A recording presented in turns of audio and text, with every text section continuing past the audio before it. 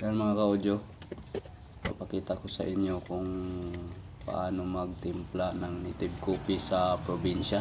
Yan, ilagyan natin ng kulador, pitsil, at saka merong pulbos na kape, at saka nilagyan ng ininit na tubig. Yan mga ka-audio, ang sarap mga ka-audio. Langhap pa lang ng usok ng kape, masarap na langhapin mga ka-audio.